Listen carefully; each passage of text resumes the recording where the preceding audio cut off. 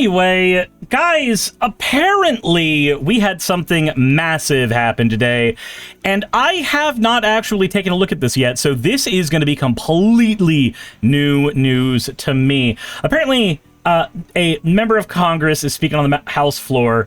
Goldman earlier today unveiled some unredacted files that dispute everything Trump has said about Epstein. This is gonna be interesting. Let's see what's going on here. Mr. Speaker, I rise today to discuss this administration's massive cover-up of the Epstein files in order to conceal President Trump's involvement. This cover-up reached its apex last month when Attorney General Pam Bondi falsely testified under oath before the House Judiciary Committee. The Attorney General testified, quote, "There is no evidence that Donald Trump has committed a crime. Everyone knows that." But he's committed several crimes, like 34 of them are just the things he's been charged with as like felonies.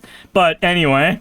Unquote. This is a lie. In the 3 million or so documents that the DOJ has disclosed to Congress under the Epstein Files Transparency Act, there is credible evidence that Donald Trump committed a crime. And that, of course, excludes the nearly 3 million pages that the DOJ is refusing to turn over. Donald Trump is mentioned thousands of times in the Epstein files. There are multiple allegations that he sexually assaulted young girls. And there's also that weird cannibalism stuff in there, too. That's so strange. I'm sorry, but, like, we live in really weird times where we have to hand it unironically to the people behind Pizzagate and go, you know, y'all were all led down the wrong path, but, like, you had the spirit of it. Jesus. But I want to focus on one victim's allegations that the FBI unquestionably found to be credible. The DOJ tried to hide reports of 3 of the 4 interviews that this victim gave to the FBI, but pressure from the media and Congress forced them to disclose them. And now we know why. She credibly accuses Donald Trump of sexually assaulting her when she was between 13 and 15. Jesus fucking Christ. First thing I've got to ask, and I know that it's about power. I know that it's about power, right?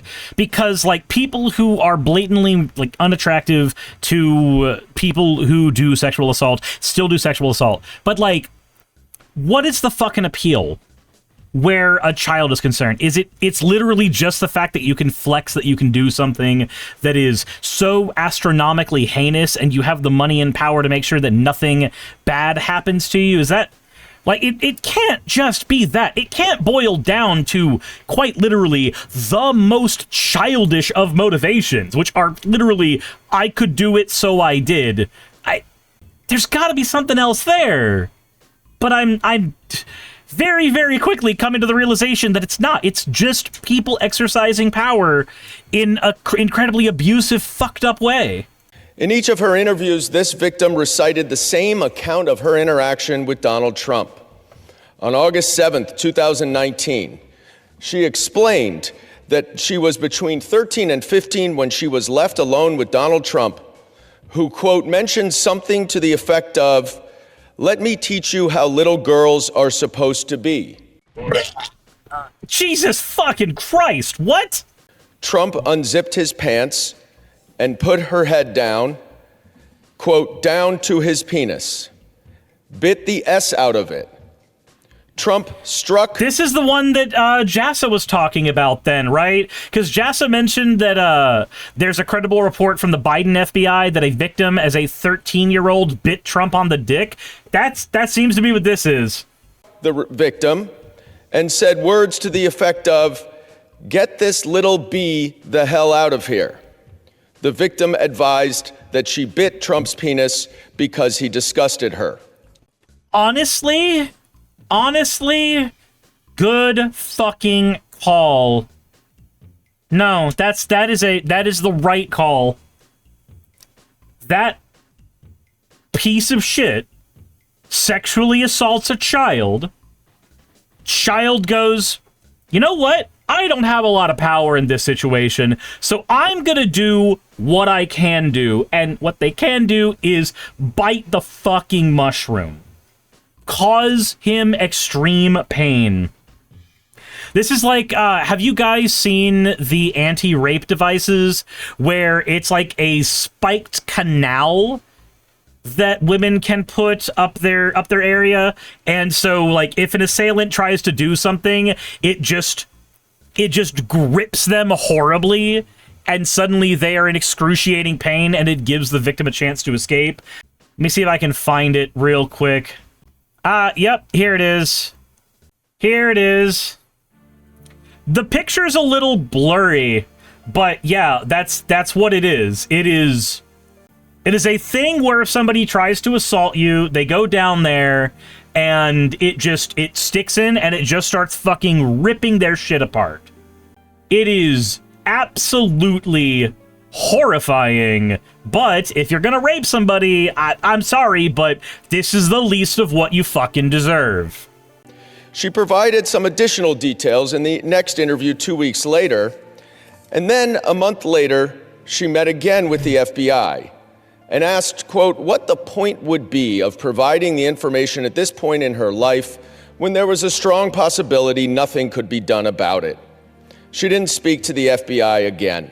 How horrifying does that have to be? You provided evidence that one of the most powerful people in the entire world deserves to be behind bars for the terrible things he's done to you, and the FBI does nothing. They do nothing, because again, the guy's got power, money, and influence, so he's basically untouchable. So you, as the victim, doing everything correct within the system, get met with the terrible outcome that the outcome of a system, the product of a system, is what it does. The purpose of a system is the thing that comes out of it. Our governmental system has aspects of it which can protect victims, but ultimately it is here to protect capital. It is here to protect money, and people with money and people with influence. After all, they're the ones that get to lobby to change the rules around so that they suit them. And this is more and more evidence that that is the case. That we have a justice system that, while it has aspects that can protect you or me, it is ultimately meant to be utilized in favor of people already in power. But the FBI certainly found her story credible.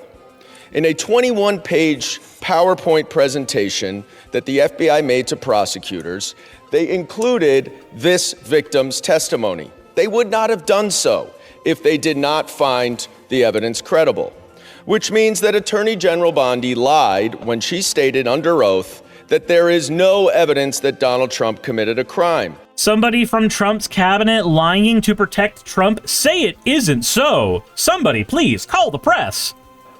But we're just scratching the surface, because the Epstein files also reveal that Donald Trump has made false statements over the past quarter century about Jeffrey Epstein. We know in 2002, he called him a terrific guy and said, quote, it is even said that he likes beautiful women as much as I do, and many of them are on the younger side. Yeah, that's a quote we all already know. In a birthday card, 2003, that Donald Trump gave to Jeffrey Epstein for his 50th birthday, Donald wrote for himself that we have... This is the enigmas don't age thing. Certain things in common, Jeffrey. We've seen this one. Enigmas never aged. Have you noticed that? A pal is a wonderful thing. Happy birthday. And may every day be another wonderful secret. But in that same year, Palm Beach County opened an investigation into Epstein that eventually was turned over to the FBI. The investigation became public in 2006, and the Palm Beach County police chief received a call quickly after from Donald Trump, where Trump told him, thank goodness you're stopping him. Everyone has known he's been doing this. What innocent person calls the police chief about an investigation upon just learning about it? The recent documents also... Oh, thank God you're doing something about this guy. Man, this guy could have done some horrible things. Man, this guy... I have nothing to do with this guy. ...show that Jeffrey Epstein emailed Ghislaine Maxwell and said, quote, "I want you to realize that the dog that hasn't barked is Trump." Yep, this is one that we've seen as well. The dog that hasn't barked specifically. Okay, so, interestingly, Forbes breaking news about a member of Congress bringing all this onto the House floor. It's breaking news that they're bringing it onto the House floor, but, like, this is the stuff that influencers and content creators have been going over for the last month. Like, we've all been covering this shit, all of this shit. I think outside of the bit on the dick bit, I think I've covered each and every one of these in separate episodes. And I'm not the first person to do it. I'm usually like 3rd, 4th, 5th, maybe even 20th in line on this, and a day or two late at that. And Congress is here fucking months late on it. I mean, at least they're bringing the stuff to the forefront so that they can't avoid it, but damn. Redacted victim spent hours at my house with him. He has never once been mentioned. Trump also denied that he ever went on Epstein's plane. But of course, the Southern District of New York said that he was on his plane 8 times, often with young women. The reason why this matters is because we don't have half of the Epstein files. And half the Epstein files, and we're supposed to have all of them. The Transparency Act on this was supposed to show us everything. If the Attorney General is covering this up in such a degree that she is redacting things from Congress, that she then, redacting things from the public that she then shows to Congress, what else is she covering up?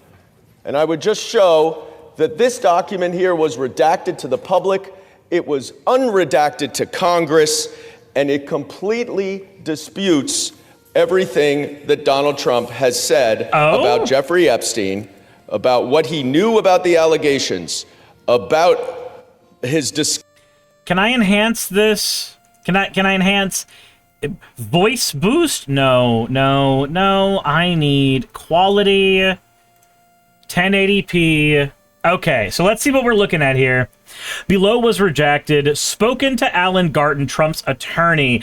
Garten arranged. Following was discussed. Jeffrey Epstein ever expelled from Mar-a-Lago. I guess Trump saying no, he was not a member, may have been a guest, never asked to leave. So, the whole story that MAGA has been using for this, saying that Trump actually got rid of Epstein from Mar-a-Lago, that proves that he's the goodest guy of all. Trump specifically mentioning to Garden, no, actually, I never asked him to leave. Mark Epstein said, Trump on Jeffrey Epstein's plane. Is that true? And he says, I've been on a lot of planes. It may have been on his plane. No young girls on plane. What do you know about the allegations against Jeffrey Epstein? Only what I read in the paper. Trump ever at Jeffrey Epstein's house? I may have been there with my wife. I may have, maybe, possibly, who knows? Any young girls there? No, may have been children of guests, but that's it. Trump specifically asked Garten to advise us of the interview. Brad also previously talked to manager of Mar-a-Lago, Bort Kemp, confirmed Jeffrey Epstein was never asked to leave Mar-a-Lago. So much of this has hinged on the fact that Donald Trump was actually the person who told Epstein to leave Mar-a-Lago because he was creeping on the young girls, and that's supposed to be the character evidence that we use to show that Donald Trump was actually the bestest boy in this whole situation. But if the words he's actually said to his attorney are that he didn't fucking order any of that, he didn't say any of that, then either we've got a president that is riddled with more dementia than he ever accused Biden of, or he's been deliberately lying the entire goddamn time. Jury's out on which one it is, actually, but honestly, both of these are pretty fucking damning. Sean says, and you leave Epstein got free invitation to be a member. Most people have to pay $200 to get into a gym membership. This guy got a free membership to a golf course, which is at a minimum at the time, $500, not accounting inflation. And a goblin said, I'd rather have the sleepy old man than the psychotic old man. Yeah, same here. Disgusting behavior about whether he'd ever been to Epstein's house, saying I may have been there with Epstein. my wife. Asked if any young girls were there. No. He may have had children of guests, but that's it. Well, we know that's not the case. Now, why? Yeah, just like when, what's-his-fuck, who said that man, who was the dude? Not Mark Cuban, I can't remember. Mark Levin? I'm blanking on the dude's name, but the dude who basically said that he went to Epstein's house once. Epstein went up behind him and said that, oh, he always gets the right kind of massage every day, and then he left and said, no, I never want to be anywhere near that monster. Lutnick, yeah, Lutnick. He said, I never want to be near that monster ever again, ever. And then, like, every single thing we've been seeing afterwards shows that that wasn't the case, and he actually kept hanging out with him over and over and over and over and over again. Like, man, every single one of these people, nothing that they say about Epstein, not even a little bit, can be trusted. I'm just going to say this right now, I think we should just assume that everybody in Trump's cabinet, everybody in power who has a net worth of over $1 billion, all of them, every single one of them went to Epstein Island. We should assume that, and we should treat them fucking accordingly. All of them. Each and every one.